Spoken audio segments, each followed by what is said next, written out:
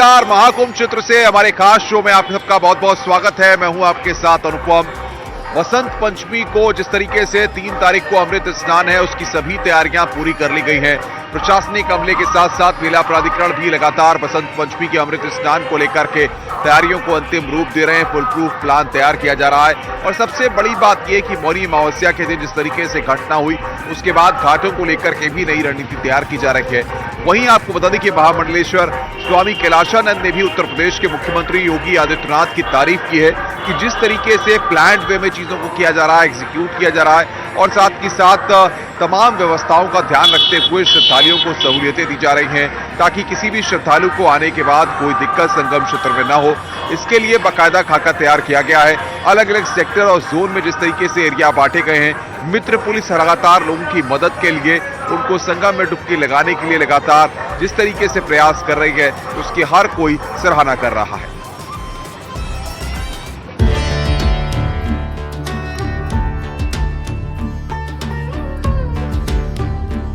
संगम की रेती पर हो रहे अब तक के सबसे बड़े धार्मिक समागम महाकुंभ मेले में 30 करोड़ से ज्यादा श्रद्धालु आस्था की डुबकी लगा चुके हैं और ये सिलसिला लगातार जारी है। महाकुंभ का अगला अमृत स्नान बसंत पंचमी पर यानी 3 फरवरी को है। महाकुंभ के इस अमृत स्नान के लिए प्रशासन ने नए एक्शन प्लान तैयार किए हैं। इसे लेकर गुरुवार को मेला प्रबंधन की बड़ी बैठक हुई।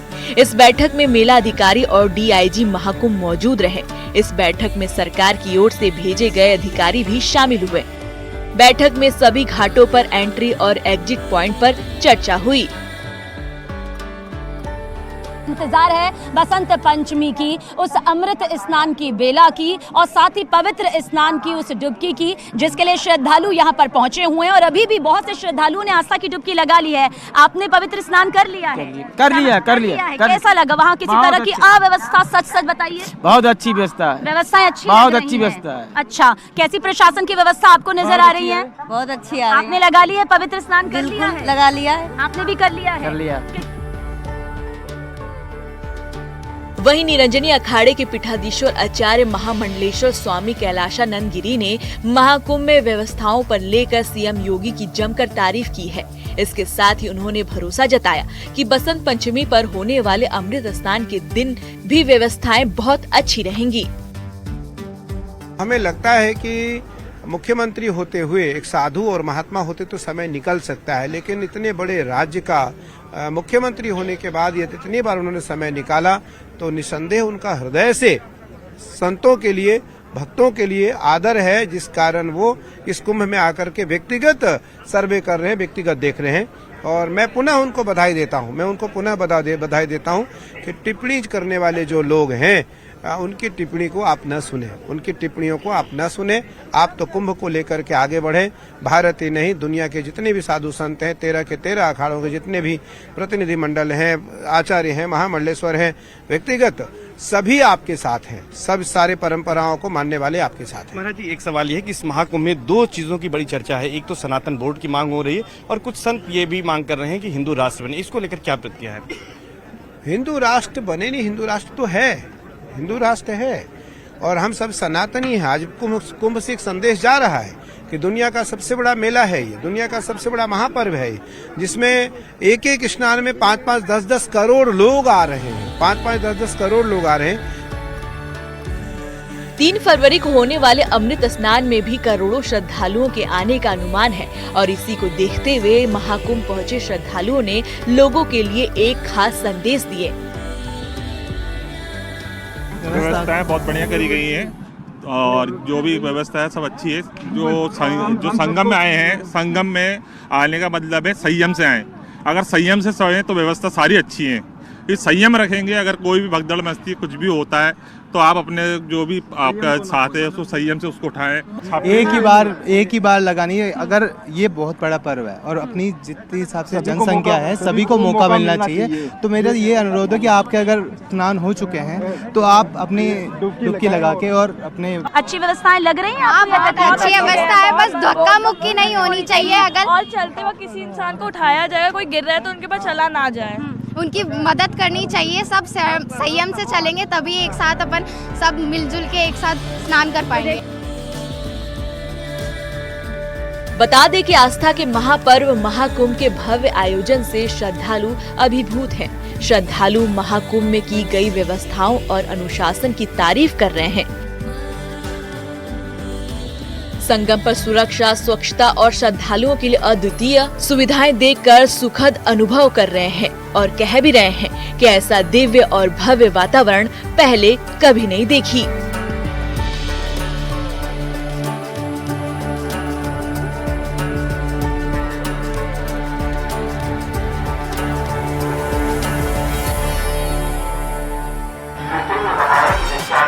कुंभ में अलग अलग रंग देखने को मिल रहे हैं। आस्था की हर तस्वीर इस मेले में देखने को मिल रही है।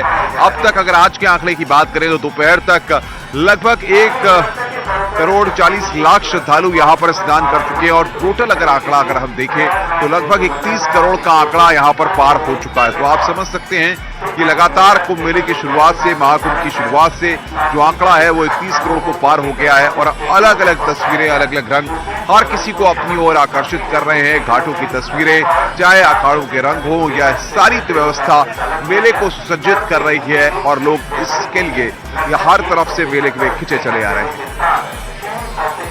श्री राधे गोविंद राधे गोविंद, अरे मन राधे गोविंद। विश्व के सबसे बड़े धार्मिक समागम महाकुंभ मेला में दुनिया भर से श्रद्धालु आ रहे हैं। महाकुंभ में 19वें दिन तक 30 करोड़ से ज्यादा श्रद्धालु आस्था की डुबकी लगा चुके हैं और ये सिलसिला लगातार जारी है। इस बीच महाआस्था की महापर्व महाकुंभ के अनोखे रंग हर दिन देखने को मिल रहे हैं।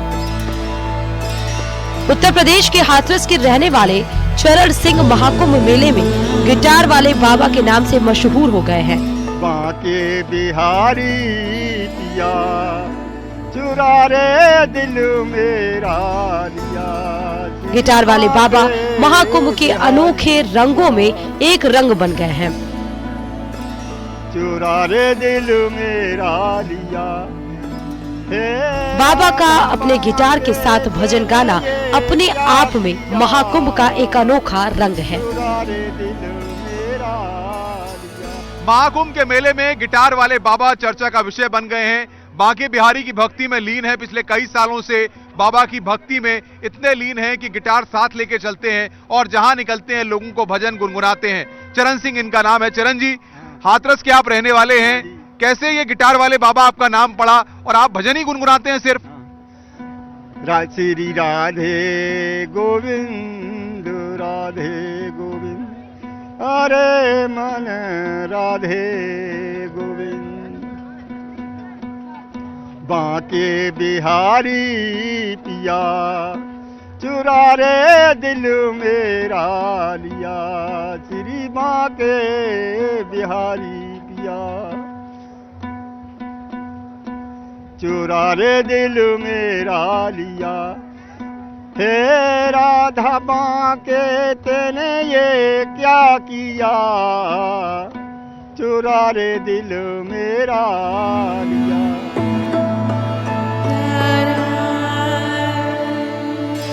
महाकुंभ क्षेत्र में परिवारों के साथ लोगों का आने का सिलसिला लगातार जारी है। ऐसे में कुछ महिलाएं संगम में आस्था की डुबकी लगाकर अपनी खुशी का इजहार भजन गाकर कर रही हैं। महिलाएं जोश में पूरे उत्साह के साथ सड़क पर ही झूमती रही और राम भक्ति में लीन भी दिखी।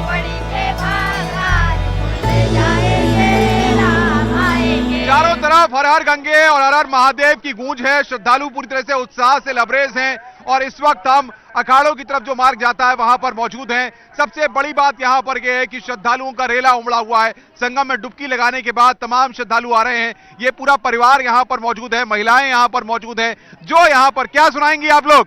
राम जी का भजन सुनाइए। राम जी का भजन। झोपड़ी के भाग आज खुलने जाएंगे, राम आएंगे। झोपड़ी के भाग आज खुलने जाएंगे, राम आएंगे। राम आएंगे तो अंगना सजाऊंगी, राम आएंगे तो अंगना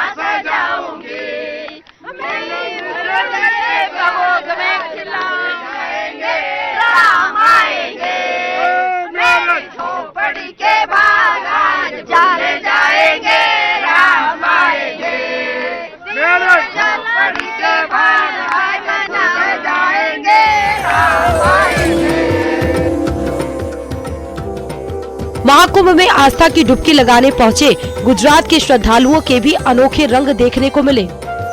गुजरात से पहुँचे ये श्रद्धालु भगवा रंग में रंगे दिखाई दिए।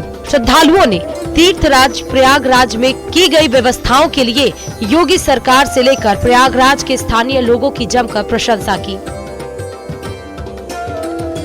अनबिलीवेबल, हमने ऐसा सोचा नहीं था कि इतना अच्छी तरह से यहाँ स्नान हो पाएगा। जबरदस्त स्नान हुआ। पहले वैसे डर था कि आप कैसे पहुँचेंगे, कहाँ से आएंगे, कहाँ जाएंगे, क्या व्हीकल करेंगे, नाव में जाएंगे, पैदल जाएंगे, हमको कुछ नहीं मालूम था। इस तरह आए, सब महादेव की कृपा है। और यहाँ योगी साहब ने जो किया है बहुत बढ़िया किया है, जबरदस्त।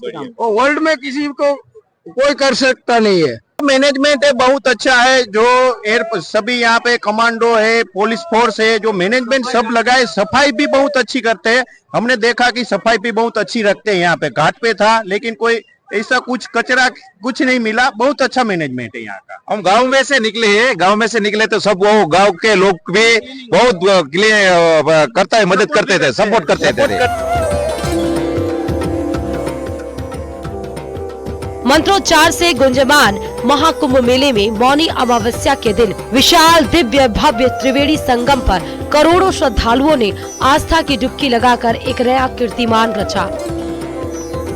सरकार को उम्मीद है कि इस बार 45 करोड़ से ज्यादा लोग पूरे महाकुंभ में स्नान करने के लिए प्रयाग पर बसी आध्यात्म की दुनिया में पहुंचेंगे। Bureau report, news 18। Reliance foundation भी आपको बता दें कि महाकुंभ क्षेत्र में जो तमाम श्रद्धालु आ रहे हैं उनकी सेवा कर रहा है।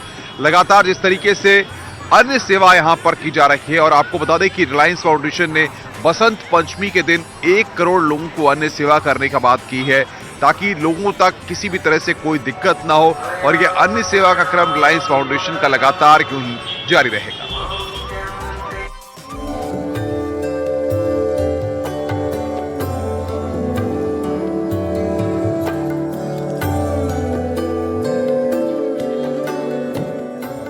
विशाल त्रिवेणी संगम, दुनिया का सबसे बड़ा धार्मिक आयोजन महाकुंभ, सनातनी संस्कृति और महाआस्था का अद्भुत संगम अपनी एक अलग पहचान बना चुका है। और रिलायंस फाउंडेशन भी लगातार संगम की रेती पर चल रहे दुनिया के सबसे बड़े आध्यात्मिक मेले में बढ़ चढ़कर सेवा दे रहा है। रिलायंस फाउंडेशन अब तक करोड़ों श्रद्धालुओं को अपनी सेवा दे चुका है और अब बसंत पंचमी के पावन दिन पर 1 करोड़ श्रद्धालुओं को भोजन भी कराएगा। निरंजनी अखाड़े के पीठाधीश्वर आचार्य महामंडलेश्वर स्वामी कैलाशानंद गिरी ने रिलायंस फाउंडेशन की ओर से कराई जा रही सेवाओं की जमकर तारीफ की और कहा है कि रिलायंस फाउंडेशन की ओर से बसंत पंचमी के दिन निरंजनी अखाड़े के शिविर में 1 करोड़ लोगों को भोजन कराया जाएगा। हमारे अकेले एक शिविर में मुझे लगता है कि करोड़ के आसपास लोग भोजन करेंगे। हालांकि अब उस अन्य क्षेत्र को रिलायंस ने भी स्पॉन्सर कर दिया है और रिलायंस के द्वारा वह स्पॉन्सर है और दिव्य भोजन की व्यवस्था की जा रही है। तो मुझे लगता है कि जब एक शिविर में 60, 70, 80 लाख करोड़ के आसपास लोग भोजन करेंगे, तो जो अन्य शिविर है उन शिविरों को अगर जोड़ा जाए तो कितने लोग भोजन करेंगे। इससे पहले ज्योतिष पीठ के शंकराचार्य स्वामी अविमुक्तेश्वरानंद सरस्वती भी महाकुंभ में रिलायंस फाउंडेशन की सेवा कार्यों की तारीफ कर चुके हैं। शंकराचार्य स्वामी अविमुक्तेश्वरानंद सरस्वती ने कहा कि रिलायंस फाउंडेशन निस्वार्थ भाव के साथ असंख्य लोगों को भोजन करा रहा है, जो कि आशीर्वाद के पात्र हैं। हमको रिलायंस के लोग आए थे, वो लोग यहाँ पर जाने कितने असंख्य, उन्होंने कोई गिनती नहीं रखी है। उन्होंने कहा जो आ जाए सबको भोजन कराया जाए, तो सेवा कर रहे हैं। हम जिन संस्थानों को नहीं जानते, ऐसे भी अनेक संस्थान हैं। रिलायंस फाउंडेशन के द्वारा अन्न सेवा तो हमारे यहाँ ही हो रही है और भी जगह हो रही है, तो बड़ा काम हो रहा है और ये सब आशीर्वाद के पात्र है। आपको बता दें कि रिलायंस फाउंडेशन देश दुनिया में जरूरतमंदों की सेवा कर रहा है। ग्रामीण क्षेत्रों से लेकर शहर इलाकों में स्वास्थ्य, शिक्षा, खेल, महिला सशक्तिकरण समेत कई क्षेत्रों में जरूरतमंदों के लिए कई कार्यक्रम भी चला रहा और अब संगम की रेती पर बसी अध्यात्म की दुनिया में अपनी सेवाएं भी दे रहा। Bureau report, news 18। महाकुंभ में जिस तरीके से तमाम व्यवस्थाएं की जा रही हैं, ऐसे में आपको बताएं कि हनुमान निवास के सिद्धपीठ आचार्य के द्वारा भी लोगों को लगातार सहूलियतें मुहैया कराई जा रही हैं और उन्होंने मुख्यमंत्री योगी आदित्यनाथ की मेले की व्यवस्थाओं को लेकर तारीफ की है। उनका साफ तौर पर कहना है कि जिस तरीके से उत्तर प्रदेश के मुख्यमंत्री योगी आदित्यनाथ ने मेले में व्यवस्थाएं की हैं, उससे हर कोई काफी प्रसन्न है। आपको बता दें कि मिथिलेश नंदनी शरण महाराज ने मुख्यमंत्री योगी आदित्यनाथ की तारीफ की है। हनुमान निवास के पीठाधीश्वर आचार्य मिथिलेश नंदनी शरण महाराज ने कहा है कि मौनी अमावस्या के दिन महाकुंभ में हुए हादसे पर जो लोग भी राजनीतिक सवाल उठा रहे हैं वो ठीक नहीं कर रहे हैं। इसको लेकर उन्होंने साधु संतों पर भी निशाना साधा है। तो है जो अयोध्या से यहाँ सेक्टर 7 में निवास कर रहे हैं महाकुंभ क्षेत्र में, मिथिलेश नंदिनी शरण जी महाराज हैं जो हनुमान निवास सिद्धपीठ के पीठाधीश्वर हैं। महाराज जी, हम आपसे जानना चाहेंगे कि यहाँ जो 29 तारीख की मध्य रात्रि 1 से 1.5 के बीच में जो स्टैम्पीड हुआ, भगदड़ हुई, उसमें कुछ लोगों की जान गई। प्रशासन ने जो आंकड़ा दिया 30 लोगों की दुखद मृत्यु हुई और कुछ लोग घायल भी हुए, इलाज भी चल रहा है। ये अत्यंत स्वाभाविक घटना थी जो भीड़ के उन्माद से घटित हुई है। इस महाकुंभ में यदि हम मुख्यमंत्री की कार्यशक्ति को, उनकी भावना को, उनके परिश्रम को नहीं पहचानेंगे, अवमूल्यन करेंगे तो हम कृतघ्न कहलाएंगे। हम कल्पना नहीं कर सकते कि इससे पहले किसी कुंभ में किसी मुख्यमंत्री ने इतना मनोयोग और ऐसी योजना की होगी। और जैसा हम इस कुंभ में देख रहे हैं, मुख्यमंत्री को इसके लिए दोषी बनाना और उनसे इस्तीफा मांगना, ये विशुद्ध रूप से कुंठाग्रस्त बयान है। जांच कमेटियां बनी हैं, वो करेंगी अपना काम। हो सकता है कुछ बहुत सारी हमारी अनजानी बातें भी सामने आए। मुख्यमंत्री उत्तरदायी है लोगों के जीवन का, उनकी सुरक्षा का, उनकी व्यवस्था का। वो रो रहे थे, वो इस बात की चिंता कर रहे हैं कि हम कैसे क्या घोषणा करें जब तक हमारे पास जो बीमार है उनको मृत घोषित कर दें, जो हॉस्पिटल गए हैं चिकित्सा के लिए उनको लाश बता करके घोषित कर दें। समय लगता है सूचना आने में, समय लगता है किसी चीज को फाइंड आउट करके जिम्मेदारी पूर्वक उसके बारे में बोलने में, क्योंकि वो बदल जाएगी तो एक मुख्यमंत्री की तरह हर घंटे नई बात कहना अशोभनीय होगा, अराजकता पैदा करेगा। उन्होंने समय लिया। जहां तक उपवास की बात है, महात्मा है, रोज उपवास करिए। किसी के मरने पर उपवास करने के लिए आप मृत्यु की प्रतीक्षा करते हैं क्या? और भगवान श्री राम चित्रकूट में थे। श्री भरत जी महाराज जब गए हैं तब पता चला है उनको कि चक्रवर्ती जी महाराज नहीं रहे, पिताजी नहीं रहे। भगवान ने उपवास किया। जब आपको पता लग गया था तो आपको उपवास करना चाहिए। रात्रि में घटना घटी, बच्चा जान गया कि दुर्घटना हो गई है, और दिन में जाकर के कुंभ में धारा में खड़े होकर के फोटो खिंचाते हुए, वीडियो करते हुए और आनंद का अनुभव वर्णन करते हुए आपको ग्लानि नहीं हुई?